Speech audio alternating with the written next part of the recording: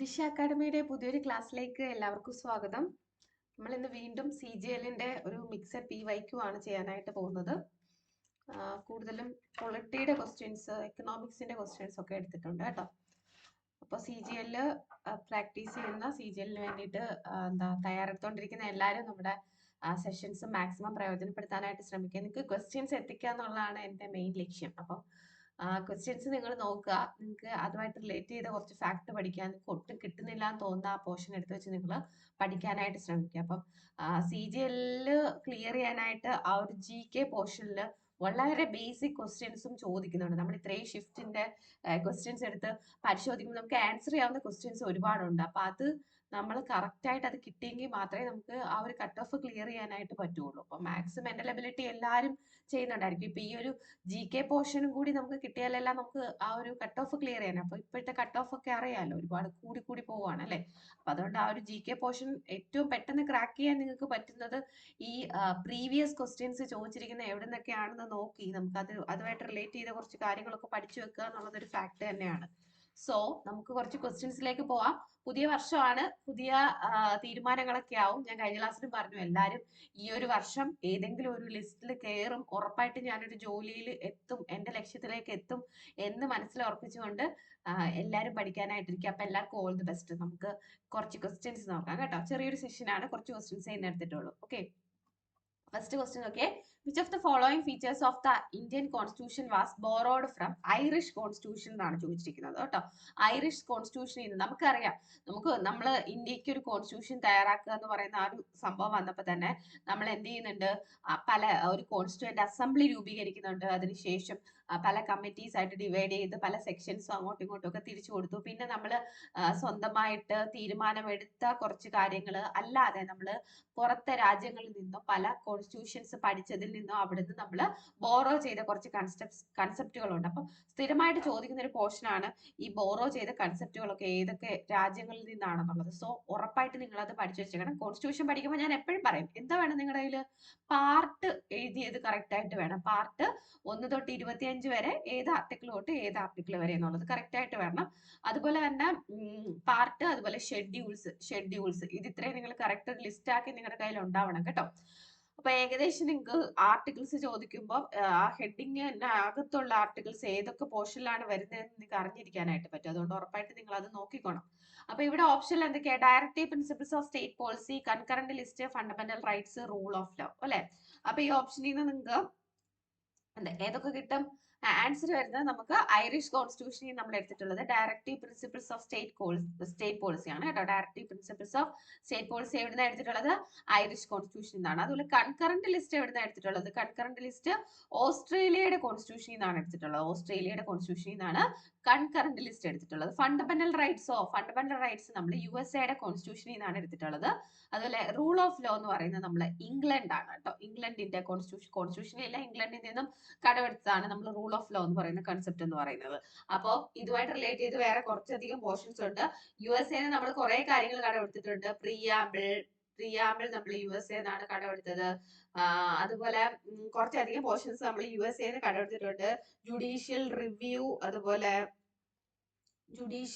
Independent judiciary system ഒക്കെ നമ്മൾ independent judicial system ഒക്കെ നമ്മൾ എവിടുന്നാണ്? USA എന്നാണ് കടമെടുത്തിട്ടുള്ളത്. ഇംഗ്ലണ്ടിൽ നിന്നാണ് നമ്മൾ ഒരുപാട് കൺസെപ്റ്റ്, നമ്മൾ ഓൾറെഡി അവരാണല്ലോ നമ്മളെ ഭരിച്ചുകൊണ്ടിരുന്നത്. അപ്പോ നമുക്ക് സിംഗിൾ സിറ്റിസൺഷിപ്പ് ആണ് നമുക്ക് ഇവിടെ ഉള്ളത്. സിംഗിൾ സിറ്റിസൺഷിപ്പ്, അതുപോലെ ബൈക്യാമറലിസം, സ്പീക്കർ കൺസെപ്റ്റ്, അങ്ങനെ കുറെ കാര്യങ്ങൾ നമ്മൾ എവിടെ നിന്നാണ് എടുത്തിട്ടുള്ളത്? ഇംഗ്ലണ്ടിൽ നിന്നാണ് കടമെടുത്തിട്ടുള്ളത്. ഇനി നമ്മള് directive principles of state policy നമ്മൾ അയർലൻഡിന്റെ ഭരണഘടനയാണ്, ഐറിഷ് ഭരണഘടനയാണ് നമ്മൾ കടമെടുത്തിട്ടുള്ളത്. അതുപോലെ ഫണ്ടമെന്റൽ ഡ്യൂട്ടീസ് നമ്മൾ എവിടുന്നാ കടമെടുത്തിട്ടുള്ളത്? പഞ്ചവത്സര പദ്ധതികള്, ഫണ്ടമെന്റൽ ഡ്യൂട്ടീസ് ഒക്കെ നമ്മൾ എവിടുന്നാ കടമെടുത്തിട്ടുള്ളത്? ഫണ്ടമെന്റൽ ഡ്യൂട്ടീസ് നമ്മൾ USSR എന്നാണ് കടമെടുത്തിട്ടുള്ളത്. അപ്പൊ ഇങ്ങനെ കുറെ ഉണ്ട്, ഞാൻ കുറച്ച് എക്സാമ്പിൾ പറഞ്ഞതാണ്. കൺകറന്റ് ലിസ്റ്റ് ഓസ്ട്രേലിയ ആണെന്ന് ഓർത്തിരിക്കുക. Directive principles of state policy എവിടുന്ന? ഐറിഷ് കോൺസ്റ്റിറ്റ്യൂഷനിൽ നിന്നാണ് അല്ലെ. Fundamental rights, preamble, judicial review, അതുപോലെ എന്താ ഇൻഡിപെൻഡന്റ് ജുഡീഷ്യൽ സിസ്റ്റം ഒക്കെ നമ്മൾ USA എന്നാണ് കടമെടുത്തിട്ടുള്ളത്. റൂൾ ഓഫ് ലോ, അതുപോലെ എന്താ നിയമവാഴ്ച എന്നാണ് കേട്ടോ റൂൾ ഓഫ് ലോ. അതുപോലെ single citizenship, bicameralism, speaker concept, അങ്ങനെ കുറെ അധികം കൺസെപ്റ്റുകൾ നമ്മൾ എവിടുന്നാണ് കടമെടുത്തിട്ടുള്ളത്? ഇംഗ്ലണ്ടിൽ നിന്നാണ് കടമെടുത്തിട്ടുള്ളത്. ഏറ്റവും കൂടുതൽ നമ്മൾ അതുപോലെ കോപ്പി പേസ്റ്റ് ചെയ്തിരിക്കുന്നത് 1935 ഗവൺമെന്റ് ഓഫ് ഇന്ത്യ ആക്ടിൽ നിന്ന് നമ്മൾ ഒരുപാട് കാര്യങ്ങൾ എടുത്തിട്ടുണ്ട്. ഓക്കെ, അപ്പം അത് നോട്ട് ചെയ്ത് വെച്ചേക്കുക. അപ്പൊ കടമെടുത്തത് എന്തൊക്കെയാന്നുള്ളത് നിങ്ങളുടെ കയ്യിൽ ഉറപ്പായിട്ട് ഏതൊക്കെ രാജ്യത്ത് നിന്ന് ഏതൊക്കെയാന്നുള്ളത് ഇന്ന് തന്നെ പഠിച്ചു പോവുക കേട്ടോ. അടുത്ത് നോക്കിയേ, supreme court of India comprises the chief justice and not more than dash other judges appointed by the president of India. അപ്പൊ ഇതിൽ നിങ്ങൾക്ക് ഒരു ക്വസ്റ്റ്യൻ തന്നെ കിട്ടും. സുപ്രീം കോർട്ടിലെ ജഡ്ജസിനെയും ചീഫ് ജസ്റ്റിസിനെയും ഒക്കെ അപ്പോയിന്റ്മെന്റ് ചെയ്യുന്നത് ആരാണ്? പ്രസിഡന്റ് ആണ്. അത് വേറൊരു ക്വസ്റ്റ്യൻ ആയിട്ട് വേണമെങ്കിൽ ചോദിക്കാം, അതുകൊണ്ട് അത് നോട്ട് ചെയ്ത് വെച്ചേക്കാം. ഇനി ഈ ചോദിച്ചിരിക്കുന്നത് എന്താ? നമ്മുടെ മാക്സിമം കോറം എത്രയാണ്, മാക്സിമം ആ ഒരു ബെഞ്ചിൽ എത്ര പേരുണ്ടാവും എന്നാണ് ക്വസ്റ്റ്യൻ ചോദിച്ചിരിക്കുന്നത്. നമുക്ക് ഒരു ചീഫ് ജസ്റ്റിസ് പ്ലസ് 33 ജഡ്ജസ് ആണ് മാക്സിമം വരാൻ പറ്റുന്നത്. Okay, maximum. ഇതിൽ കുറഞ്ഞിരിക്കും, പക്ഷെ ഒരിക്കലും കൂടത്തില്ല. അപ്പൊ സുപ്രീം കോർട്ടില് എന്താ നമുക്ക് ഇൻഡിപെൻഡന്റ് ജുഡീഷ്യൽ സിസ്റ്റം ഒക്കെ ആണ്, പക്ഷെ നമ്മുടെ ആ ഒരു എന്താ സുപ്രീം കോർട്ട് ജഡ്ജസിനെയും അതുപോലെ ഓപ്ഷൻ ചീഫ് ജസ്റ്റിസ് ഉണ്ടാവും കേട്ടോ. സുപ്രീം കോർട്ട് ജഡ്ജസിനെയും സുപ്രീം കോടതി ചീഫ് ജസ്റ്റിസിനെയും ഒക്കെ ആരാണ് നിയമിക്കുന്നത്? ഇന്ത്യൻ പ്രസിഡന്റ് ആണ് നിയമിക്കുന്നത്. ആർട്ടിക്കിൾ 124 സ്റ്റാർട്ട് ചെയ്യുന്നത് നമ്മുടെ സുപ്രീം കോടതിയെ പറ്റിയുള്ള കാര്യങ്ങൾ. അതിലാണ് 124, 1, 2, 3 എന്ന് പറഞ്ഞ് കുറെ ആർട്ടിക്കിൾ ഉണ്ട്. അത്രയൊന്നും കടന്നു കയറി നിങ്ങൾ പഠിക്കണ്ട. തൽക്കാലം എന്ത് പഠിക്കുക? ഒരു ചീഫ് ജസ്റ്റിസ് പ്ലസ് 33 ജഡ്ജസ് ആണ് മാക്സിമം ആ ഒരു സുപ്രീം കോടതിയുടെ കോർട്ടിലെ ജഡ്ജിമാരുടെ മാക്സിമം എണ്ണം എന്ന് പറയുന്നത് കേട്ടോ. ആർട്ടിക്കിൾ 124 സുപ്രീം കോർട്ടിനെ പറ്റി പറയുന്നത്. സുപ്രീം കോടതി ചീഫ് ജസ്റ്റിസിനെയും ജഡ്ജസിനെയും ഒക്കെ അപ്പോയിന്റ് ചെയ്യുന്നത് രാഷ്ട്രപതിയാണെന്ന് ഓർത്തിരിക്കുക. Okay, which of the following statement is correct about composition of the agriculture sector and employment in GDP post independence? Okay, post independence പീരീഡിൽ GDP കോൺട്രിബ്യൂഷൻ ഏത് സെക്ടർ ആണ് കൂടുതൽ എന്നാണ്. ഓൾറെഡി ഞാൻ കഴിഞ്ഞൊരു ക്ലാസ്സിൽ ആ ഒരു GDP കോൺട്രിബ്യൂഷന് കാര്യങ്ങളൊക്കെ പറഞ്ഞിട്ടുണ്ടായിരുന്നു. അപ്പൊ നമ്മൾ 3 സെക്ടർ ആയിട്ട് തിരിച്ചിട്ടുണ്ട് അല്ലെ? പ്രൈമറി, സെക്കൻഡറി, ഇമ്പോർട്ടന്റ് ആണ് കേട്ടോ ഈ പോയിന്റ്, സെക്കൻഡറി, ടെർഷ്യറി എന്ന് പറഞ്ഞ് 3 ആയിട്ട് തിരിച്ചിട്ടുണ്ട്. ഓക്കെ, അപ്പൊ അതിനകത്ത് ആ പ്രൈമറി സെക്ടറിൽ നമ്മൾ എന്താണ് അഗ്രികൾച്ചർ എന്നാണ് പറയുന്നത്. അഗ്രികൾച്ചർ ആണ് കൂടുതലായിട്ടും. അതുപോലെ ഞാൻ അത് നിങ്ങൾക്ക് പ്രൈമറി സെക്ടർ ആണോ എന്ന് അറിയാൻ വേണ്ടിയിട്ട് ഒരു എളുപ്പവഴി പറഞ്ഞു. നമ്മൾ ഡയറക്റ്റ് എന്താണ് നേച്ചറുമായിട്ട് കണക്ട് ചെയ്തിട്ടുള്ള ജോലികളായിരിക്കും കൂടുതലും പ്രൈമറി സെക്ടറിലുള്ളത്. ഈ പ്രൈമറി സെക്ടറിൽ നിന്ന് കിട്ടുന്ന സംഭവങ്ങൾ യൂസ് ചെയ്തിട്ട് നമ്മൾ എന്താണ് ഈ ഇൻഡസ്ട്രീസ്, അതായത് നമ്മൾ കൺസ്ട്രക്ഷൻ, ഇങ്ങനത്തെ കാര്യങ്ങളൊക്കെയാണ് ഇവിടെ വരിക സെക്കൻഡറി സെക്ടറിൽ വരിക. അതുപോലെ ടെർഷ്യറി ഇത് സർവീസ് സെക്ടർ ആണ്. സർവീസ് സെക്ടർ എന്താണ് നമ്മൾ ജനങ്ങളോട് ഏറ്റവും അടുത്ത് നമ്മൾ സർവീസ്, ബാങ്കിങ് പോലത്തെ ഉള്ള സർവീസുകളിലെ ബാങ്കിങ് പോലത്തെ ഉള്ള സർവീസുകൾ നമുക്ക് കിട്ടുന്നത് എന്തായാലും ഹോസ്പിറ്റൽ എന്തായാലും ആ സർവീസ് സെക്ടറിലാണ് അത് വരിക. അപ്പൊ GDP കോൺട്രിബ്യൂഷൻ അനുസരിച്ച് ഇതിനകത്ത് കുറെ ഓപ്ഷൻസ് കൊടുത്തിട്ടുണ്ട്. താഴെ കൊടുത്തിരിക്കുന്നവയിൽ ഏതാണ് ശരി എന്നാണ് ചോദിച്ചിരിക്കുന്നത്. Option the proportion of employment has declined significantly but not the share of agriculture sector in GDP. അപ്പൊ GDP-യിൽ നമ്മൾ സ്വാതന്ത്ര്യം കിട്ടുന്ന സമയത്ത് ഏറ്റവും കൂടുതൽ കോൺട്രിബ്യൂഷൻ ഉണ്ടായിരുന്നത് ഏത് സെക്ടറിനാണ്? അഗ്രികൾച്ചർ ആണ്. ഇന്ത്യക്കാരും എന്താണ് അഗ്രികൾച്ചറിനെ ഡിപ്പെൻഡ് ചെയ്ത് ആ ജോലി എടുക്കുന്ന ആൾക്കാരാണ്. നമ്മുടെ GDP കാൽക്കുലേഷൻ നമുക്ക് കാൽക്കുലേറ്റ് ചെയ്ത് നോക്കുമ്പോൾ ഏറ്റവും കൂടുതൽ ഇൻകം കിട്ടിക്കൊണ്ടിരുന്നതും അഗ്രികൾച്ചർ സെക്ടറിൽ നിന്നാണ്. ഇപ്പൊ ഇത് മാറി മാറി എന്തായി ആ GDP-യുടെ ആ ഒരു കോൺട്രിബ്യൂഷൻ മാറി മാറി വന്നു. പക്ഷെ ഇതിന്റെ ആൻസർ ഓപ്ഷനിൽ നോക്കിയ proportion of both agriculture sector and employment in GDP has increased significantly. GDP-യുടെ കോൺട്രിബ്യൂഷൻ അഗ്രികൾച്ചർ സെക്ടറിൽ നിന്നുള്ളതും അതുപോലെ എംപ്ലോയ്മെന്റും കൂടിയിട്ടുണ്ടെന്ന് പറയുന്നു, കുറഞ്ഞിട്ടുണ്ടെന്ന് പറയുന്നു. പിന്നെ ലാസ്റ്റ് ഓപ്ഷൻ നോക്കിക്കേ, GDP കോൺട്രിബ്യൂഷൻ അഗ്രികൾച്ചർ സെക്ടറിൽ നിന്നുള്ള GDP കോൺട്രിബ്യൂഷൻ കുറഞ്ഞു, പക്ഷെ എംപ്ലോയ്മെന്റ് ഡിപ്പെൻഡിങ് ഓൺ അഗ്രികൾച്ചർ കുറഞ്ഞിട്ടില്ല എന്നുള്ളതാണ് ഓപ്ഷൻ. അതാണ് ശരിക്കും കറക്റ്റ് ആയിട്ട് വരുന്ന ആൻസർ ആയിട്ട് വരുന്നത്. ഓക്കെ, എന്താ ഇതിന്റെ റീസൺ എന്ന് അറിയാമോ? ഇപ്പോഴും 45% ഇന്ത്യക്കാര് എന്തിനെ ഡിപ്പെൻഡ് ചെയ്താണ്? അഗ്രികൾച്ചറിനെ ഡിപ്പെൻഡ് ചെയ്തിട്ടാണ് എന്താ ജീവിക്കുന്നത്. സോ എംപ്ലോയ്മെന്റ് കൊടുക്കുന്ന കാര്യത്തിൽ 45% നമ്മൾ ഇപ്പോഴും എന്താണ് എംപ്ലോയ്മെന്റ് എവിടെയാണ് കൂടുതലായിട്ടുള്ളത്? അഗ്രികൾച്ചർ സെക്ടറുമായിട്ട് റിലേറ്റ് ചെയ്തിട്ട് തന്നെ, അല്ലെങ്കിൽ പ്രൈമറി സെക്ടറുമായിട്ട് റിലേറ്റ് ചെയ്തിട്ട് തന്നെയാണ് ഇപ്പോഴും എംപ്ലോയ്മെന്റ് ഏറ്റവും കൂടുതലായിട്ടുള്ളത്.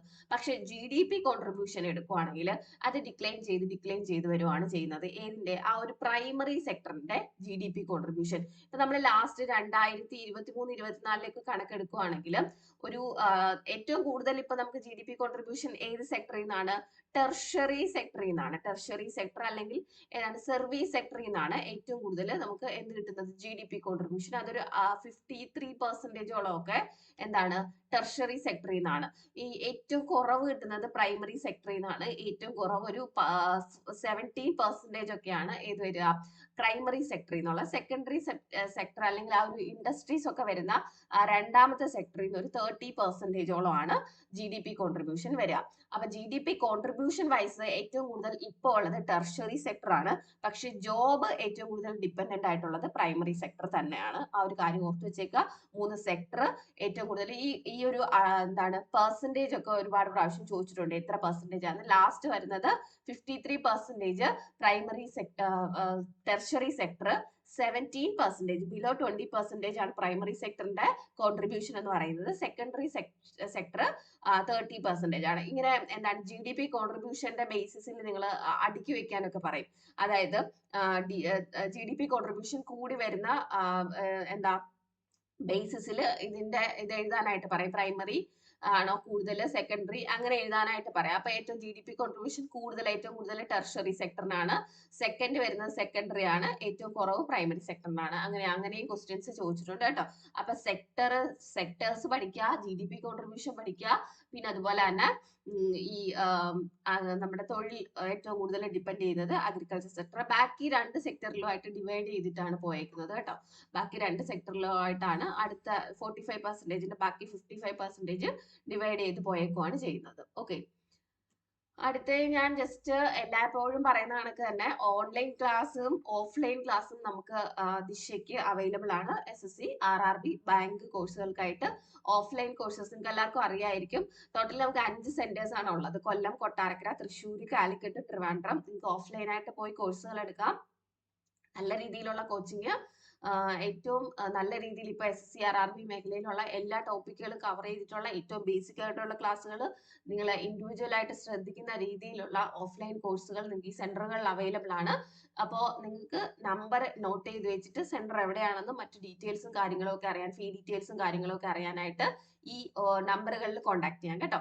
കൊല്ലത്ത്, കൊട്ടാരക്കര, തൃശ്ശൂർ, കാലിക്കറ്റ്, ട്രിവാൻഡ്രം, ഇത്രയും എന്താണ് ബ്രാഞ്ചുകളാണ് ഇപ്പൊ നമുക്ക് ദിശയ്ക്കുള്ളത്. നിങ്ങൾക്ക് ബേസിക് ആയിട്ടുള്ള ഏറ്റവും ക്ലാസ്സുകളും എക്സാം ചെയ്യാനായിട്ട് ഏറ്റവും നല്ല ലാബ് സിസ്റ്റവും എല്ലാം അവൈലബിൾ ആണ്. അപ്പോൾ ഉറപ്പായിട്ട് നിങ്ങൾ ഓഫ്ലൈൻ ആയിട്ട് ക്ലാസ്സിന് പോകാൻ താല്പര്യമുള്ളവർ അന്വേഷിക്കാൻ വേണ്ടിയിട്ടുള്ള നമ്പറാണ് കൊടുത്തിരിക്കുന്നത്. നമ്പർ നോട്ട് ചെയ്തെടുക്കുക കേട്ടോ. അതുപോലെ ഓഫ്ലൈൻ പോലെ തന്നെ ഓൺലൈൻ കോഴ്സും അവൈലബിൾ ആണ്. ആപ്പ് വഴിയാണ് ഓൺലൈൻ കോഴ്സ് പ്രൊവൈഡ് ചെയ്യുന്നത്. ഓൺലൈൻ കോഴ്സിന് വേണ്ടിയിട്ട് ഈ കാണുന്ന നമ്പറിൽ കോൺടാക്ട് ചെയ്താൽ ഓൺലൈൻ കോഴ്സിന്റെ ഡീറ്റെയിൽസ്, റെക്കോർഡഡ് ക്ലാസ്സും അതുപോലെ ലൈവ് ക്ലാസ്സും എല്ലാം അവൈലബിൾ ആണ്. ഓൺലൈൻ കോഴ്സിന്റെ ഡീറ്റെയിൽസ് നിങ്ങൾക്ക് ഈ നമ്പർ വഴി നിങ്ങൾക്ക് കോൺടാക്ട് ചെയ്താൽ കിട്ടും കേട്ടോ. അപ്പോൾ നമ്പറുകൾ ആവശ്യമുള്ളവർ നോട്ട് ചെയ്ത് വെച്ചേക്കുക, കോൺടാക്ട് ചെയ്യുക, ക്ലാസ്സുകൾ എടുക്കുക, നന്നായിട്ട് പഠിക്കുക, ഏതെങ്കിലും നല്ലൊരു ജോലിയിൽ പ്രവേശിക്കുക. ഓക്കെ, അടുത്ത ക്വസ്റ്റ്യൻ നോക്കിയേ. Which port is developed as A satellite port? Satellite port എന്ന് വെച്ചാൽ ഒരു മെയിൻ പോർട്ടിന് നമ്മുടെ അതിന്റെ കപ്പാസിറ്റി ഫുൾ ആവുന്ന സമയത്ത് ഇത്രേ ഇനി ഇവിടെ പറ്റുള്ളൂ. ആ സമയത്ത് അതിന് ഒരു സബ്സിഡറി ആയിട്ട് ഒരു പോർട്ടും കൂടി അതിന് തൊട്ടടുത്തായിട്ട് പണിയും. അതിനെയാണ് നമ്മൾ സാറ്റലൈറ്റ് പോർട്ടുകൾ എന്ന് വിളിക്കുന്നത്. അപ്പൊ ഓപ്ഷനിൽ മർമഗോവ, ജവഹർലാൽ നെഹ്റു, ഹാൽദിയ, ന്യൂ മാംഗ്ലൂർ ഒക്കെ ഉണ്ട്. അപ്പൊ ശരിക്കും പറഞ്ഞാൽ ഈ നമ്മുടെ മുംബൈ എയർപോർട്ടിന് എന്താണ്, മുംബൈ എയർപോർട്ടാണ് ഏറ്റവും കൂടുതൽ തിരക്കേറിയ എയർപോർട്ടായിട്ട്, എയർപോർട്ട് എന്ന് പറഞ്ഞുപോയി, നമ്മുടെ പോർട്ടായിട്ട് ഉണ്ടായിരുന്നത്. അപ്പോ മുംബൈ പോർട്ടിന്റെ മാക്സിമം കപ്പാസിറ്റി എത്തിയതിനെ തുടർന്ന് അതിന് തൊട്ടടുത്തായിട്ട് നവാഷേവ എന്ന സ്ഥലത്ത്, നവാഷേവയില് പുതിയൊരു പോർട്ട് കൂടി പണിയുകയാണ്, കണ്ടെയ്നർ പോർട്ട്. അപ്പൊ അതിനു വേണ്ടിയിട്ട് തുറമുഖത്തിനകത്ത് മുംബൈ പോർട്ടില് മാക്സിമം കപ്പാസിറ്റി ആവുന്ന സമയത്ത് അതിന് സപ്പോർട്ട് ചെയ്യുന്നതിന് വേണ്ടിയിട്ടാണ് നവാഷേവയില് അടുത്ത ഒരു പോർട്ട് തുടങ്ങുന്നത്. അതിന്റെ ഇപ്പോഴത്തെ പേര് ജവഹർലാൽ നെഹ്റു പോർട്ട് എന്നാണ്. അപ്പൊ Jawaharlal Nehru port already satellite port ആയിട്ടാണ് തുടങ്ങിയെങ്കിലും ഇപ്പോൾ അത് മെയിൻ പോർട്ടായിട്ട് തന്നെയാണ് വർക്ക് ചെയ്യുന്നത് കേട്ടോ. അപ്പൊ പോർട്ടുകളെ പറ്റിയുള്ള കാര്യങ്ങൾ പഠിച്ചേക്കണം. ഒരുപാട് ഇമ്പോർട്ടന്റ് ആയിട്ടുള്ള പോയിന്റ്സ് പോർട്ടുകളെ പറ്റി പഠിക്കാനായിട്ടുണ്ട്. സ്റ്റാറ്റിക് GK ആയിട്ട് നിങ്ങൾക്ക് കുറെ കാര്യങ്ങൾ പോർട്ടുകൾ റിലേറ്റ് ചെയ്ത് ഓരോന്നും എവിടെയാണുള്ളത്, ഏത് സംസ്ഥാനത്താണ് പോർട്ടാണുള്ളത്. അതുപോലെ പ്രൈവറ്റ് ആയിട്ടുള്ള പോർട്ടുകളുണ്ട്, അല്ലാത്ത നമ്മുടെ പൊതുമേഖലയായിട്ടുള്ള പോർട്ടുകളുണ്ട്. അപ്പൊ അതിനെ പറ്റിയൊക്കെ ഡീറ്റെയിൽസ് ആയിട്ട് നിങ്ങൾ പഠിച്ചു വെച്ചേക്കുക, ഡീറ്റെയിൽ ആയിട്ട് പഠിക്കണം. ജവഹർലാൽ നെഹ്റു പോർട്ടാണ് നമ്മുടെ നവാഷേവ പോർട്ട് എന്ന് പറയുന്നത്. നവാഷേവ പോർട്ടാണ് സാറ്റലൈറ്റ് പോർട്ടായിട്ട് ഡെവലപ്പ് ചെയ്തത് ആദ്യം. ഇപ്പോൾ അത് മെയിൻ പോർട്ടായിട്ട് തന്നെയാണ്. ഏറ്റവും കൂടുതൽ തിരക്കേറിയ പോർട്ടുകളിൽ ഒന്നാണ് എന്ന് പറയുന്നത് നവാഷേവ പോർട്ട് എന്ന് പറയുന്നത്, അല്ലെങ്കിൽ ജവഹർലാൽ നെഹ്റു പോർട്ട് എന്ന് പറയുന്നത്. മുംബൈ തുറമുഖത്തിലെ എന്താ തിരക്ക് കൂടിയതിനനുസരിച്ചാണ് ഈ ഒരു പോർട്ട് നിർമ്മിക്കാനായിട്ടുള്ള കാരണം എന്ന് പറയുന്നത്. ഇങ്ങനെ വേറെ വേറെ പോർട്ടുകളുണ്ട്. ചെന്നൈ പോർട്ടിന് തിരക്ക് കൂടിയത് കൊണ്ട് പോണ്ടിച്ചേരി ഒരു പോർട്ട് സാറ്റലൈറ്റ് പോർട്ടായിട്ട് ചെയ്തിട്ടുണ്ട്. അതുപോലെ ഹാൽദിയ നമ്മുടെ കൊൽക്കത്തയിൽ തിരക്ക് കൂടിയതിനെ തുടർന്ന് ഒരു സാറ്റലൈറ്റ് പോർട്ട് അതിനടുത്തായിട്ട് നിർമ്മിച്ചിട്ടുണ്ട്. അപ്പൊ അങ്ങനെ കുറെ സാറ്റലൈറ്റ് പോർട്ടുകൾ ഇപ്പോൾ ഓൾറെഡി ഉണ്ട് കേട്ടോ. അപ്പം ഇത് ഓർത്ത് വെച്ചേക്കുക. ജവഹർലാൽ നെഹ്റു പോർട്ട് എവിടെയാണുള്ളത്? ഇത് മുംബൈയിലാണ് കേട്ടോ. മുംബൈ തന്നെയാണ് ഉള്ളത്. മഹാരാഷ്ട്രയിലാണ് ജവഹർലാൽ നെഹ്റു പോർട്ട് ഉള്ളത്. പോർട്ടുകൾ പഠിച്ചു വെച്ചേക്കുക. 13 മെയിൻ ആയിട്ടുണ്ട്. അത് കറക്റ്റ് ആയിട്ട് എവിടേക്കാണെന്നുള്ളത് പഠിക്കണം. അടുത്ത ക്വസ്റ്റ്യൻ നോക്കിയേ. Central bank of India or reserve bank of India was created before independence in year 1934. Already ഒരു ക്വസ്റ്റ്യൻ ആൻസർ അവിടെ കിടപ്പുണ്ട്. 1934 എന്താണ് RBI ക്രിയേറ്റ് ചെയ്യുന്നത്. ഓക്കെ, അത് ഏത് കമ്മിറ്റിയുടെ റെക്കമെൻഡേഷൻ വഴിയാണെന്നാണ് ക്വസ്റ്റ്യൻ. ഓപ്ഷനിൽ Raja Chelliah committee, Kothari commission, Narasimham committee, Hilton Young commission. Already നിങ്ങൾക്കൊക്കെ ആൻസർ അറിയായിരിക്കുമല്ലോ. മനസ്സിലൊന്ന് ആലോചിച്ച് നോക്കിയേ, ഏതാണ് ആൻസർ വരിക? ആൻസർ വരുന്നത് ഹിൽട്ടൺ യങ് കമ്മീഷൻ ആണ്. Hilton Young commission. Okay, Hilton Young കമ്മീഷനെ നിയമിക്കുന്നത് ലോർഡ് റീഡിംഗ് ആണ്. ലോർഡ് റീഡിംഗ് 1926 ഹിൽട്ടൺ യങ് കമ്മീഷനെ നിയമിക്കുന്നത്. ഇതിന്റെ മറ്റൊരു പേര് royal commission on Indian currency and finance എന്നാണ്. റോയൽ കമ്മീഷൻ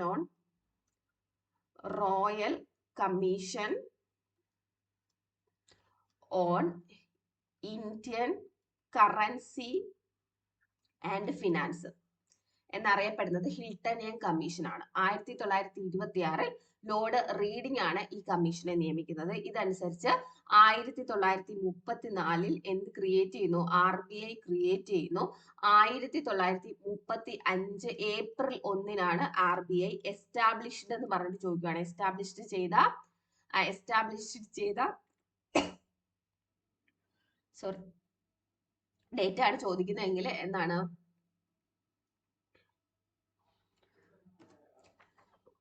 1935 ഏപ്രിൽ 1 ഓർത്തു വെച്ചേക്കുക കേട്ടോ. ഹെഡ് ക്വാർട്ടേഴ്സ് എവിടെയാണ്? RBIയുടെ ഹെഡ് ക്വാർട്ടേഴ്സ് മുംബൈ ആണ്. സോറി, അപ്പൊ RBIയുടെ ഹെഡ് ക്വാർട്ടേഴ്സ് വരുന്നത് മുംബൈ ആണ്. 1935 ഏപ്രിൽ 1 എസ്റ്റാബ്ലിഷ് ചെയ്യുന്നത്. 1934 അത് ക്രിയേറ്റ് ചെയ്യുന്നത്. Royal commission on Indian currency and finance അല്ലെങ്കിൽ ഹിൽട്ടൺ യങ് കമ്മീഷൻ എന്ന് വിളിക്കപ്പെടുന്ന കമ്മീഷന്റെ നിർദ്ദേശപ്രകാരമാണ് RBI ഫോം ചെയ്യുന്നത്. ലോർഡ് റീഡിംഗ് ആണ് 1926 ഹിൽട്ടൺ യങ് കമ്മീഷനെ കൊണ്ടുവരുന്നത് കേട്ടോ. അപ്പൊ അത് നോട്ട് ചെയ്ത് വെച്ച് പഠിക്കണേ. RBIയുടെ ഫോർമേഷൻ, പിന്നെ RBI റിലേറ്റ് ചെയ്ത് കുറെ ഹിസ്റ്ററി, ആദ്യത്തെ ഗവർണറായ, ഇന്ത്യക്കാരനായിട്ടുള്ള ആദ്യത്തെ ഗവർണറായ, ഇങ്ങനത്തെ ക്വസ്റ്റ്യൻസ് ഒക്കെ നോട്ട് ചെയ്ത് വെച്ചേക്കണം കേട്ടോ. എല്ലാവരും പറയാൻ സമയമില്ല, അടുത്തടുത്ത ക്വസ്റ്റ്യൻസിനായിട്ട് നമുക്ക് പറയാം. അടുത്ത ക്വസ്റ്റ്യൻ നോക്കിയാൽ, in the state legislative assembly the money bill can be introduced with prior permission of. അപ്പം സ്റ്റേറ്റ് ലെജിസ്ലേറ്റീവ് അസംബ്ലിയിൽ മണി ബില്ല് ആരുടെ പെർമിഷൻ, നേരത്തെയുള്ള പെർമിഷൻ വായിക്കണം. അത് ആരുടെ പ്രയർ പെർമിഷൻ ആണ് വേണ്ടതെന്നാണ് ക്വസ്റ്റ്യൻ. ആൻസർ ഓൾറെഡി ഞാൻ കൊടുത്തുപോയി. ആൻസർ ഗവർണർ ആണ് കേട്ടോ. നമുക്ക് ഓൾറെഡി അറിയാം, നമുക്ക് എന്താണ് ആർട്ടിക്കിൾ 110 മണി ബില്ലിനെ പറ്റി പറയുന്നത്, അല്ലെ? സെൻട്രൽ ലെവലിലുള്ള മണി ബില്ലിനെ പറ്റി പറയുന്ന ആർട്ടിക്കിൾ 110. ഇത് പറയുന്നത് നമ്മള് പ്രസിഡന്റിന്റെ പ്രയർ പെർമിഷൻ വെച്ചിട്ടാണ് എന്ത് മണി ബില്ല് ഇൻട്രൊഡ്യൂസ് ചെയ്യുന്നത്. മണി ബില്ല് സ്പെഷ്യൽ ബില്ലാണ്. മണി ബില്ല് നമുക്ക് ഏതെങ്കിലും ഒരു സഭയിൽ ഇൻട്രൊഡ്യൂസ് ചെയ്യാനായിട്ട് പറ്റില്ല. മണി ബില്ല് നമുക്ക് എവിടെ മാത്രമേ ഇൻട്രൊഡ്യൂസ് ചെയ്യാനായിട്ട് പറ്റത്തുള്ളൂ? ലോക്സഭയിൽ മാത്രമേ ഇൻട്രൊഡ്യൂസ് ചെയ്യാനായിട്ട് പറ്റത്തുള്ളൂ. ലോക്സഭയിൽ മാത്രമേ നമുക്ക് മണി ബില്ല് ഇൻട്രൊഡ്യൂസ് ചെയ്യാനായിട്ട് പറ്റുള്ളൂ. ലോക്സഭയിൽ മാത്രമേ മണി ബില്ല് ഇൻട്രൊഡ്യൂസ് ചെയ്യാനായിട്ട് പറ്റത്തുള്ളൂ. ഓക്കെ, പിന്നെ ലോക്സഭ ഇതിനുമേൽ ഇത് പാസ്സാക്കി ഒരു തീരുമാനം എടുത്തു, എന്നിട്ട് രാജ്യസഭയ്ക്ക് വിട്ടുകൊടുക്കുന്നു അതിന്റെ തീരുമാനം എടുക്കാനായിട്ട്. പക്ഷെ രാജ്യസഭയ്ക്ക് മണി ബില്ലിനെ നിഷ്പ്രഭമാക്കാൻ പറ്റില്ല, അതായത് അതിനെ തള്ളിക്കളയാനായിട്ട് പറ്റില്ല. രാജ്യസഭയ്ക്ക് 14 ദിവസം കയ്യിൽ വെച്ചിട്ട് അതിന്റെ തീരുമാനം എന്താന്ന് വെച്ച് പറയാം. പക്ഷെ രാജ്യസഭയുടെ തീരുമാനവും മണി ബില്ലിൽ പ്രത്യേകിച്ച് ചേഞ്ചസ് ഒന്നും ഉണ്ടാക്കില്ല. ഓക്കെ, അപ്പോ പ്രസിഡന്റിന്റെ പ്രയർ പെർമിഷൻ വേണം. ആർട്ടിക്കിൾ 110 മണി ബില്ലിനെ പറ്റി പറയുന്നത്. മണി ബില്ല് നമുക്ക് ലോക്സഭയിൽ മാത്രം ഇൻട്രൊഡ്യൂസ് ചെയ്യാനായിട്ട്, ലോക്സഭയുടെ സ്പെഷ്യൽ പ്രൊവിഷൻ ആണ് മണി ബില്ല്. ലോക്സഭയ്ക്ക് മാത്രമാണ് മണി ബില്ലിൽ തീരുമാനമെടുക്കാനുള്ള അവകാശം. രാജ്യസഭയ്ക്ക് 14 ദിവസമാണ് മണി ബില്ല് കയ്യിൽ വെക്കാനുള്ള അവകാശം കൊടുത്തിട്ടുള്ളത്. അതിനുശേഷം എന്താന്ന് വെച്ചാൽ തിരിച്ചയക്കോ എന്താന്ന് വെച്ചാൽ ചെയ്യാം. ബട്ട് അത് മണി ബില്ലിൽ പ്രത്യേകിച്ച് മാറ്റമൊന്നും വരുത്തില്ല. ഇനി ഇതൊരു മണി ബില്ലാണോ അല്ലയോ എന്ന് സാക്ഷ്യപ്പെടുത്തേണ്ടത് ആരാണ്? സ്പീക്കർ ഓഫ് ലോക്സഭയാണ്. ഇത് മണി ബില്ലാണെന്ന് സാക്ഷ്യപ്പെടുത്തേണ്ടത്. ഓക്കെ, സെയിം സാധനമാണ് നമുക്ക് എവിടെയുള്ളത്? സ്റ്റേറ്റിലും ഉണ്ട്. സ്റ്റേറ്റിലെ മണി ബില്ലിന്റെ സ്പെഷ്യൽ പ്രൊവിഷൻസിനെ പറ്റി പറയുന്നത്. സ്റ്റേറ്റിലെ മണി ബില്ലിന്റെ സ്പെഷ്യൽ, നമുക്ക് ഫെഡറൽ അല്ലേ സിസ്റ്റം, അപ്പൊ സ്റ്റേറ്റും ഉണ്ട് സെൻട്രലും ഉണ്ട്. അപ്പൊ സ്റ്റേറ്റിലും മണി ബില്ലുണ്ട്. 198 സ്പെഷ്യൽ പ്രൊവിഷൻസ് ഓഫ് ഏത് മണി ബില്ലിനെ പറ്റി പറയുന്നത്. നമുക്ക് ലെജിസ്ലേറ്റീവ് കൗൺസിൽസും ഉള്ള സ്റ്റേറ്റുകളുണ്ട്. അപ്പൊ ലെജിസ്ലേറ്റീവ് കൗൺസിൽസിൽ ഇത് എന്ത് ചെയ്യാൻ പറ്റില്ല, ഇൻട്രൊഡ്യൂസ് ചെയ്യാനായിട്ട് പറ്റില്ല. ലോക്സഭയ്ക്ക് ഈക്വൽ ആയിട്ടുള്ള അസംബ്ലിയിൽ മാത്രമേ എന്ത് ചെയ്യാൻ പറ്റുള്ളൂ, മണി ബില്ല് ഇൻട്രൊഡ്യൂസ് ചെയ്യാനായിട്ട് പറ്റുള്ളൂ. ഇവിടെ പ്രസിഡന്റിന് പകരം ഗവർണറുടെ പ്രയർ പെർമിഷൻ ആണ് വേണ്ടത്. നമ്മുടെ നിയമസഭയുടെ സ്പീക്കറാണ് മണി ബില്ലാണോ അല്ലയോ എന്ന് തീരുമാനിക്കുന്നത് കേട്ടോ. അപ്പൊ 198 ആർട്ടിക്കിളിലാണ് സ്റ്റേറ്റിന്റെ സ്പെഷ്യൽ പ്രൊവിഷൻ ഓഫ് മണി ബില്ലിനെ പറ്റി പറയുന്നത്. 110 സെൻട്രൽ നോർമലി ഉള്ള മണി ബില്ല്. അപ്പൊ ആ മണി ബില്ലിന്റെ ആർട്ടിക്കിൾ, അതിന് ഉറപ്പായിട്ട് പ്രസിഡന്റിന്റെ മുൻകൂർ അനുവാദം വേണം. അത് മണി ബില്ലാണോ അല്ലയോ എന്ന് തീരുമാനിക്കുന്നത് സ്പീക്കറാണ്. അതുപോലെ മണി ബില്ല് ലോക്സഭയുടെ പ്രത്യേക അധികാരത്തിൽപ്പെടുന്നതാണ്. ലോക്സഭയിൽ മാത്രമേ ഇത് ഇൻട്രൊഡ്യൂസ് ചെയ്യാനായിട്ട് പറ്റൂ. സ്റ്റേറ്റിലാണെങ്കിൽ ലെജിസ്ലേറ്റീവ് കൗൺസിൽ ഉള്ള സ്റ്റേറ്റ് ആണെങ്കിൽ ലെജിസ്ലേറ്റീവ് കൗൺസിൽ ഇൻട്രൊഡ്യൂസ് ചെയ്യാനായിട്ട് പറ്റില്ല. അസംബ്ലിയിൽ മാത്രമേ ഇൻട്രൊഡ്യൂസ് ചെയ്യാനായിട്ട് പറ്റുള്ളൂ. സ്റ്റേറ്റിൽ 198 ആർട്ടിക്കിളാണ് സ്റ്റേറ്റിലെ മണി ബില്ലിനെ പറ്റി പറയുന്നത്. അതുപോലെ തന്നെ നമ്മുടെ സ്റ്റേറ്റിലെ ഗവർണറാണ് പെർമിഷൻ കൊടുക്കേണ്ടത് ഗവർണറാണ്. സ്റ്റേറ്റ് അസംബ്ലിയിലെ സ്പീക്കറാണ് അത് മണി ബില്ലാണോ അല്ലയോ എന്ന് സാക്ഷ്യപ്പെടുത്തേണ്ടത്. അപ്പൊ അത്രയും പോയിന്റ് മണി ബില്ലിനെ പറ്റി പഠിച്ചു വെച്ചേക്കുക. വളരെ ഇമ്പോർട്ടന്റ് ആണ് മണി ബില്ലൊക്കെ കേട്ടോ. അടുത്ത നോക്കിക്കേ, ചാന്ദ് ബർദായിസ് ഫേമസ് ലിറ്റററി വർക്ക്. അതിന്റെ പേരാണ് ചോദിക്കുന്നത്. അതിനകത്ത് പൃഥ്വിരാജ് ചൗഹാന്റെ ലവ് സ്റ്റോറിയും ഹീറോയിക് ഡീഡ്സിനെ പറ്റിയൊക്കെ പറഞ്ഞിട്ട്, നമ്മുടെ ക്ലാസ് കേട്ടിട്ടുള്ള ആരെങ്കിലും ഈ PYQ സെക്ഷൻ കേൾക്കുന്നെങ്കിൽ നിങ്ങൾക്ക് ഓർമ്മ വരുന്നോ എന്ന് എനിക്കറിയില്ല. എടുത്തെടുത്ത് ഒരുപാട് പ്രാവശ്യം നമ്മൾ ക്ലാസ്സിൽ പറഞ്ഞതാണ് കേട്ടോ. എന്താണ് ചാന്ദ് ബർദായിനെ പറ്റിയും പൃഥ്വിരാജ് ചൗഹാനെ പറ്റിയൊക്കെ അല്ലേ. നമുക്കിവിടെ സുൽത്താനേറ്റ് രാജവംശം ഇവിടെ നമുക്ക് ഇന്ത്യയിൽ തറക്കല്ലിടുന്ന യുദ്ധമാണ് തറൈൻ യുദ്ധം അല്ലെ, തറൈൻ യുദ്ധങ്ങൾ. അപ്പൊ 1191-ലും 1192-ലും ഇവിടെ 2 തറൈൻ യുദ്ധങ്ങൾ നടക്കുന്നുണ്ട്. ഫസ്റ്റ് ബാറ്റിൽ ഓഫ് തറൈൻ ആണ് 1191. സെക്കൻഡ് ബാറ്റിൽ ഓഫ് തറൈൻ ആണ് 1192 നടക്കുന്നത്. തറൈൻ എന്ന് പറയുന്നത് ഇപ്പോഴത്തെ ഹരിയാനയിലുള്ള സ്ഥലമാണ്. ഹരിയാന. ആരൊക്കെ തമ്മിലാണ്? മുഹമ്മദ് ഓഫ് ഗോറിയും, ഗോറിയിലെ മുഹമ്മദ് ഓഫ് ഗോറി, അതുപോലെ തന്നെ നമ്മുടെ പൃഥ്വിരാജ് ചൗഹാൻ, ഇന്ത്യയിലെ പൃഥ്വിരാജ് ചൗഹാൻ. അപ്പൊ ആദ്യം ഫസ്റ്റ് തറൈൻ യുദ്ധം നടക്കുന്ന സമയത്ത് ഫസ്റ്റ് ബാറ്റിൽ പൃഥ്വിരാജ് ചൗഹാൻ ആണ് ജയിക്കുന്നത്. മുഹമ്മദ് ഗോറിയെ ബന്ദിയാക്കുന്നു. പക്ഷെ അദ്ദേഹത്തിന് ഒരു അബദ്ധം പറ്റും. മുഹമ്മദ് ഓഫ് ഗോറിനെ എന്ത് ചെയ്യും, കുറച്ച് കഴിയുമ്പോൾ വെറുതെ വിടും. അതിനുശേഷം 1192 മുഹമ്മദ് ഓഫ് ഗോറി വീണ്ടും കുറെ അധികം സന്നാഹങ്ങളുമായിട്ട് വരികയും പൃഥ്വിരാജ് ചൗഹാന്റെ സൈന്യത്തെ ആക്രമിക്കുകയും അദ്ദേഹത്തെ തോൽപ്പിക്കുകയും ചെയ്യും. അപ്പം ഇല്ലീഗലായിട്ടൊക്കെ പറയപ്പെടുന്നത് ഇവിടെ നമ്മളെ ക്ഷത്രിയരുടെ യുദ്ധമുറകൾ അനുസരിച്ച് സൂര്യൻ അസ്തമിച്ചു കഴിഞ്ഞാൽ യുദ്ധം ചെയ്യില്ല. അപ്പൊ ഇവര് ആയുധങ്ങളൊക്കെ താത്ത് വെക്കുന്ന സമയത്ത് ഗോറി വന്നിട്ട് ആക്രമിക്കുന്നു എന്നുള്ളൊരു സ്റ്റോറി ഉണ്ട്. അപ്പോഴാണ് പൃഥ്വിരാജ് ചൗഹാനെ ഭയങ്കര സ്ട്രോങ്സ്റ്റ് ആയിട്ടുള്ള ഒരു രാജാവാണ് പൃഥ്വിരാജ് ചൗഹാൻ. അദ്ദേഹത്തെ അങ്ങനെ തോൽപ്പിക്കാനൊന്നും കഴിയില്ല എന്ന് പറയപ്പെടുന്നുണ്ട്. അപ്പോ 1192 സെക്കൻഡ് തറൈൻ യുദ്ധത്തിൽ പൃഥ്വിരാജ് ചൗഹാനെ ചതിയിലൂടെയാണ് ഇദ്ദേഹം തോൽപ്പിക്കുന്നതെന്നാണ് പറയുന്നത് കേട്ടോ. അപ്പൊ പൃഥ്വിരാജ് ചൗഹാനെ തോൽപ്പിച്ചതിന് ശേഷം ഇദ്ദേഹത്തെ ബന്ദിയാക്കുന്നു. അപ്പൊ ഇദ്ദേഹത്തിന്റെ ആസ്ഥാന കവിയാണ് ആരെന്ന് പറയുന്നത്? ചാന്ദ് ബർദായി എന്ന് പറയുന്നത്. ചാന്ദ് ബർദായി അല്ലെങ്കിൽ ചന്ദാബായി എന്നൊക്കെ വിളിക്കും അദ്ദേഹത്തെ.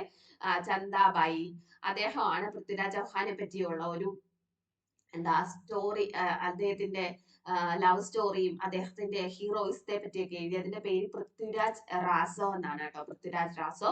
പൃഥ്വിരാജ് ചൗഹാനെ മുഹമ്മദ് ഓഫ് ഗോറി തടവിലാക്കിയതിനു ശേഷം ഒരുപാട് ടോർച്ചർ ചെയ്യുന്നതെന്നൊക്കെ എഴുതിയേക്കുന്ന, കണ്ണൊക്കെ ചൂണ്ടെടുത്തിട്ടുണ്ടെന്നാണ് പറയുന്നത്. അങ്ങനെ എഴുതി വെച്ചിരിക്കുന്നത്, നമ്മളതൊക്കെ അറിയുന്നത് പൃഥ്വിരാജ് റാസോ എന്ന് പറയുന്ന ഈ ചാന്ദ് ബർദായിയുടെ ഈ ഒരു എഴുത്തുകളിലൂടെയാണ്. പൃഥ്വിരാജ് റാസോ എന്ന് പറയുന്ന ആ ഒരു കൃതിയിലൂടെയാണ് എല്ലാവരും പുറത്തറിയുന്നത്. ഭയങ്കര ഹീറോയിസ്റ്റിക് പരിവേഷമാണ് പൃഥ്വിരാജ് ചൗഹാൻ കൊടുത്തിരിക്കുന്നത്. അപ്പൊ തറൈൻ യുദ്ധങ്ങൾ ഓർത്തിരിക്കുക. 1191, 1192 ഇന്നത്തെ ഹരിയാനയിൽ ഇന്ത്യയിൽ സുൽത്താനേറ്റിന് തുടക്കം കുറിക്കുന്ന അടിത്തറ പാകിയ യുദ്ധമാണ് രണ്ടാം തറൈൻ യുദ്ധം. രണ്ടാം തറൈൻ യുദ്ധത്തിൽ മുഹമ്മദ് ഓഫ് ഗോറി ആരെ തോൽപ്പിക്കുന്നു? പൃഥ്വിരാജ് ചൗഹാനെ തോൽപ്പിക്കുന്നു, ബന്ദിയാക്കുന്നു. ബന്ദിയാക്കി വെച്ചിട്ട് അദ്ദേഹത്തെ ഒരുപാട് ടോർച്ചർ ചെയ്യുന്നുണ്ട്. ആ ടോർച്ചറുകളെ പറ്റിയും അദ്ദേഹത്തിന്റെ ജീവചരിത്രത്തെ പറ്റിയും ഒക്കെ എഴുതുന്നത് പൃഥ്വിരാജ് ചൗഹാന്റെ ആസ്ഥാന കവിയായ ചാന്ദ് ബർദായി അല്ലെങ്കിൽ ചന്ദാബായി ആണ്. അദ്ദേഹത്തിന്റെ പൃഥ്വിരാജ് റാസോ എന്ന് പറയുന്ന കൃതിയിലൂടെയാണെന്ന് ഓർത്തു വെച്ചേക്കാം. ഓക്കെ, അപ്പോ അടുത്ത ഒരു ക്വസ്റ്റ്യൻ കൂടി നോക്കാം. Who among the following freedom fighter is known as Deshbandhu എന്നാണ് ക്വസ്റ്റ്യൻ. ദേശബന്ധു. അപ്പോ ദേശബന്ധു എന്ന് നമ്മൾ വിളിക്കുന്നത് ചിത്തരഞ്ജൻ CR ദാസിനെയാണ് ദേശബന്ധു എന്ന് വിളിക്കുന്നത് അല്ലെ. ദേശബന്ധു ആരാണെന്ന്, ദേശബന്ധു എന്ന് വിളിക്കുന്ന ആരാന്നാണ് ക്വസ്റ്റ്യൻ. ദേശബന്ധു ആരാണ്? CR ദാസ് ആണ്. CR ദാസ് നോട്ട് ചെയ്ത് വെച്ചു. അങ്ങനെയാണ് ദീനബന്ധു ആരാണ് പറഞ്ഞേ? ദീനബന്ധു. ദീനബന്ധു എന്ന് വിളിക്കുന്ന ആരാ? ദീനബന്ധു CF ആൻഡ്രൂസിനെയാണ് വിളിക്കുന്നത്. CF ആൻഡ്രൂസിനെയാണ് ദീനബന്ധു എന്ന് വിളിക്കുന്നത്. ദീനബന്ധു എന്ന് വിളിക്കുന്നത് CF ആൻഡ്രൂസിനെയാണ്. ലോകമാന്യ എന്ന് വിളിക്കുന്ന ആരാ? ലോകമാന്യ എന്ന് വിളിക്കുന്നത് ബാലഗംഗാധര തിലകിനെയാണ് അല്ലെ. ബാലഗംഗാധര തിലകിനെയാണ് ലോകമാന്യ എന്ന് വിളിക്കുന്നതെന്ന് പറഞ്ഞു അല്ലെ. ലോകമാന്യ എന്ന് വിളിക്കുന്നത് ബാലഗംഗാധര തിലകിനെയാണ്. അങ്ങനെയാണ് ആന്ധ്ര കേസരി എന്ന് വിളിക്കുന്ന ആരെ? ആന്ധ്ര കേസരി എന്ന് വിളിക്കുന്നത് ടി പ്രകാശത്തെയാണ് ആന്ധ്ര കേസരി എന്ന് വിളിക്കുന്നത്. അപ്പൊ Deenabandhu CF Andrews, Lokmanya Balagangadhara Tilak, Deshbandhu CR Das, Andhra Kesari T Prakasam, Chachaji എന്ന് വിളിക്കുന്ന നെഹ്റുവിനെയാണ്. അങ്ങനെ കുറെ കാര്യങ്ങളൊക്കെ അറിയാലോ അല്ലെ. അപ്പോ കുറച്ച് കാര്യങ്ങളെ ഇപ്പോ പറഞ്ഞുള്ളൂ ഞാൻ. അത്രയെങ്കിലും നോട്ട് ചെയ്ത് വെച്ച് പഠിക്കുക. Deenabandhu CF Andrews, Lokmanya Balagangadhara Tilak, Deshbandhu CR Das, Andhra Kesari T Prakasam. കിട്ടിയെന്ന് വിചാരിക്കുന്നു. അടുത്ത ക്വസ്റ്റ്യനിലേക്ക് പോവാം. Which of the following is not a fundamental duty of the Indian citizens? Indian സിറ്റിസന്റെ ഫണ്ടമെന്റൽ ഡ്യൂട്ടി അല്ലാത്തതെന്നാണ്. നമ്മുടെ ഇന്ത്യൻ കോൺസ്റ്റിറ്റ്യൂഷൻ എടുക്കുവാണെങ്കിൽ നമുക്ക് 51A ആർട്ടിക്കിൾ അല്ലെ. ആർട്ടിക്കിൾ പാർട്ട് 4A ആണ്. പാർട്ട് 4A ആർട്ടിക്കിൾ 51A നമുക്ക് മൊത്തത്തിൽ 11 ഫണ്ടമെന്റൽ ഡ്യൂട്ടീസിനെ പറ്റി പറയുന്നുണ്ട്. അപ്പൊ ഫണ്ടമെന്റൽ ഡ്യൂട്ടീസിനകത്ത് ഒരു പൗരൻ രാജ്യത്തിന് വേണ്ടി ചെയ്തിരിക്കേണ്ട കാര്യങ്ങൾ, ഇത് ബൈൻഡിങ് ഒന്നും അല്ല, ഇത് ചെയ്തില്ല നിങ്ങളെ പോലീസ് പിടിച്ചോണ്ട് പോത്തൊന്നുമില്ല, എങ്കിലും ചെയ്തിരിക്കണം എന്ന് പറയുന്ന 11 ഫണ്ടമെന്റൽ ഡ്യൂട്ടീസിനെ പറ്റിയാണ് പറയുന്നത്. Okay, to develop scientific temper, humanism and the spirit of enquiry and reform. ഒന്നാമത്തെ option. to safeguard public property and to abjure violence, to cherish and follow the noble ideas that inspired our national struggle for freedom, mandatory national service for 5 years. ഒരിക്കലും mandatory ആയിട്ട് എന്തെങ്കിലും ചെയ്യാൻ നമ്മുടെ Indian കോൺസ്റ്റിറ്റ്യൂഷനിലെ fundamental duty പറയുന്നില്ല. So mandatory national service of 5 years എന്ന് പറയുന്നത് fundamental ഡ്യൂട്ടിയിൽ പറഞ്ഞിട്ടില്ലാത്തതാണ്. അപ്പൊ ക്ലാസ് കേട്ട് ഫണ്ടമെന്റൽ ഡ്യൂട്ടീസ് നിങ്ങൾ ഉറപ്പായിട്ട് വായിച്ചു വെച്ചേക്കണം. പറ്റുന്നെങ്കിൽ അതിന്റെ നിങ്ങൾക്ക് 51A എന്ന് പറഞ്ഞിട്ട് ABC എന്ന് പറഞ്ഞിട്ടാണ് പോകുന്നത്. അപ്പൊ ആ ABC എന്താണെന്ന് ആ ഒരു ഓർഡറിൽ പഠിച്ചു വെക്കാനായിട്ട് ശ്രമിക്കുക. ഇപ്പൊ ഇന്ന് എനിക്ക് ഈ ക്ലാസ്സിൽ അത് പറയാനായിട്ട് സമയമില്ല. അടുത്തൊരു ക്ലാസ്സിൽ വേണമെങ്കിൽ ഞാൻ ഫണ്ടമെന്റൽ ഡ്യൂട്ടീസ് വിത്ത് കോഡ് പറഞ്ഞുതരാം കേട്ടോ. അപ്പൊ ഇപ്പൊ തൽക്കാലം ഇത്രയും നിങ്ങൾ എന്താണ് അടുത്ത ക്ലാസ്സിൽ വരുമ്പോഴത്തേക്ക് ഫണ്ടമെന്റൽ ഡ്യൂട്ടീസ് ഏതൊക്കെയാണെന്നൊന്ന് വായിച്ചു വെച്ചിരുന്ന ഞാൻ അതിന്റെ കോഡ് സഹിതം അടുത്ത ക്ലാസ്സിൽ മാക്സിമം പറയാനായിട്ട് ശ്രമിക്കാം. ഓക്കെ, അടുത്ത ഈ ക്വസ്റ്റിനോട് നോക്കിക്കേ. Which of the following date does India celebrate its constitution day? Constitution day, law day ആയിട്ടൊക്കെ നമ്മൾ ആചരിക്കുന്നത് ഏതാണ്? 26 നവംബർ ആണ്. 26 നവംബർ ആണ് കോൺസ്റ്റിറ്റ്യൂഷൻ ഡേ അല്ലെങ്കിൽ ലോ ഡേ ഒക്കെ ആയിട്ട് നമ്മൾ ആചരിക്കുന്നത്. എന്താണ്? ഇന്ത്യൻ കോൺസ്റ്റിറ്റ്യൂഷൻ അസംബ്ലി, ഇന്ത്യക്ക് കോൺസ്റ്റിറ്റ്യൂഷൻ അസംബ്ലി എന്ന് പറഞ്ഞൊരു അസംബ്ലി രൂപീകരിച്ചാണ് നമ്മൾ കോൺസ്റ്റിറ്റ്യൂഷൻ ഫോം ചെയ്യുന്നത് അല്ലെ. അപ്പൊ കോൺസ്റ്റിറ്റ്യൂഷൻ കോൺസ്റ്റിറ്റ്യൂഷണൽ അസംബ്ലി എന്ത് ചെയ്യുന്നു, പല ഗ്രൂപ്പുകളായിട്ട് തിരിഞ്ഞ് ഇവരെന്ത് ചെയ്യുന്നു, ആർട്ടിക്കിൾസ് ഒക്കെ ഫോം ചെയ്യുന്നു, പല കമ്മിറ്റീസ് ആയിട്ട് ഫോം ചെയ്തു. അതിനുശേഷം ഓരോ എന്താണ് കാര്യങ്ങൾ പ്രമേയങ്ങളായിട്ട് അവതരിപ്പിച്ച് അത് വോട്ടിനിട്ടൊക്കെയാണ് നമ്മൾ ഇന്ന് കാണുന്ന ആർട്ടിക്കിൾസ് ഒക്കെ ഫോം ചെയ്ത് അത് കറക്റ്റ് ആയിട്ട് ഡ്രാഫ്റ്റ് ചെയ്ത് ഡ്രാഫ്റ്റിംഗ് കമ്മിറ്റി ചെയ്ത് ഡ്രാഫ്റ്റ് ചെയ്ത് ഒരു ഇന്ത്യൻ കോൺസ്റ്റിറ്റ്യൂഷൻ എന്ന് പറയുന്ന ഒരു ബുക്കാക്കി മാറ്റി അല്ലേ. അപ്പൊ അത് ഇപ്പോൾ നമ്മളൊരു ബില്ല് പാസ്സാകുന്നതിന് 3 റീഡിങ്സ് ഉണ്ട്, first reading, second reading, third reading എന്ന് പറഞ്ഞ അതേ പ്രൊസീജിയർ ഫോളോ ചെയ്ത് തന്നെയാണ് തേർഡ് റീഡിങ് കഴിയുമ്പോൾ എന്ത് ചെയ്യുന്നു, ഇവർ വോട്ടിട്ട് തീരുമാനിക്കും ഇത് അക്സെപ്റ്റ് ചെയ്യണോ വേണ്ടയോ എന്ന്, അല്ലെങ്കിൽ മാക്സിമം മെജോറിറ്റി ഇത് അക്സെപ്റ്റ്, ഓക്കെ ഇത് ഞങ്ങൾ അക്സെപ്റ്റ് ചെയ്യുന്നു എന്ന് പറയുന്ന ആ ഒരു ഇതാണ് തേർഡ് റീഡിങ്ങിൽ നടക്കുക. അപ്പൊ അതിനുശേഷം ആ തേർഡ് റീഡിങ് കഴിഞ്ഞതിന് ശേഷം നമ്മൾ കോൺസ്റ്റിറ്റ്യൂഷൻ അക്സെപ്റ്റ് ചെയ്ത ആ ഒരു ഡേറ്റ് ആണ് 26 നവംബർ. ഈ 26 നവംബർ 1949 കേട്ടോ. 26 ഇത് താഴെ കാണുമെന്ന് അറിയില്ല. 26 നവംബർ 1949 ഈ ഒരു ഡേറ്റ് ആണ് നമ്മുടെ പ്രീ ആംബിളിൽ പറഞ്ഞിട്ടുള്ള ഒരേ ഒരു ഡേറ്റ്. പ്രീ ആംബിൾ പറഞ്ഞിട്ടുള്ള ഇന്ത്യൻ കോൺസ്റ്റിറ്റ്യൂഷൻ തന്നെ 26 നവംബർ 1949 എന്ന് പറഞ്ഞ ഡേറ്റ് കിടപ്പുണ്ട്. അത് ഇന്ത്യൻ നമ്മുടെ കോൺസ്റ്റിറ്റ്യൂഷന്റെ പ്രിയാമ്പിളിലാണ് കിടക്കുന്നത്. നമ്മൾ കോൺസ്റ്റിറ്റ്യൂഷൻ ഡേ, ലോ ഡേ ആയിട്ടൊക്കെ ആചരിക്കുന്നത് 26 നവംബർ ആണ്. ഈ ഡേറ്റിലാണ് നമ്മൾ അഡോപ്റ്റ് ചെയ്തത്. നിലവിൽ വന്നത് എന്നാ 1950 ജനുവരി 26 റിപ്പബ്ലിക്കിന്റെ അന്നാണ് ഇത് നിലവിൽ വരുന്നത്. പക്ഷെ അഡോപ്റ്റ് ചെയ്ത ഡേറ്റ് ചോദിച്ചാൽ 26 നവംബർ പറയണം. ഓക്കെ, അപ്പൊ തൽക്കാലം ഒരു 10ഓളം ക്വസ്റ്റ്യൻസ് ആണ് ഞാനിപ്പോ പറഞ്ഞത്. അപ്പൊ അതുമായിട്ട് റിലേറ്റ് ചെയ്ത ഫാക്ട് നിങ്ങൾക്ക് മനസ്സിലായിട്ടില്ല, അങ്ങനെ എന്തെങ്കിലും ഉണ്ടെങ്കിൽ നിങ്ങൾ സ്വന്തമായിട്ട് ആ ക്വസ്റ്റ്യൻ എഴുതി വെച്ചിട്ട് ഒരു ചെറിയ നോട്ട് തയ്യാറാക്കി ഇത്രയും ക്വസ്റ്റ്യൻസ് ഇന്ന് തന്നെ പഠിച്ചു തീർക്കാനായിട്ട് ശ്രമിക്കുക കേട്ടോ. അപ്പൊ അടുത്തൊരു സെറ്റ് ക്വസ്റ്റ്യൻസുമായിട്ട് ഞാൻ അടുത്ത ക്ലാസ്സിൽ വീണ്ടും വരുന്നതായിരിക്കും. അപ്പോഴത്തേക്കും ഇത്രയും ക്വസ്റ്റ്യൻസ് നിങ്ങൾ പഠിച്ച് സെറ്റാക്കി വെക്കും എന്ന് വിചാരിക്കുന്നു. ഇനി ജോഗ്രഫിയും മറ്റ് പോർഷൻസ് നമുക്ക് എടുക്കാം കേട്ടോ. അപ്പൊ എല്ലാവർക്കും താങ്ക് യു, നന്നായിട്ട് പഠിക്കുക. ബാക്കി നമുക്ക് അടുത്ത ക്ലാസ്സിൽ കാണാം. Thank you.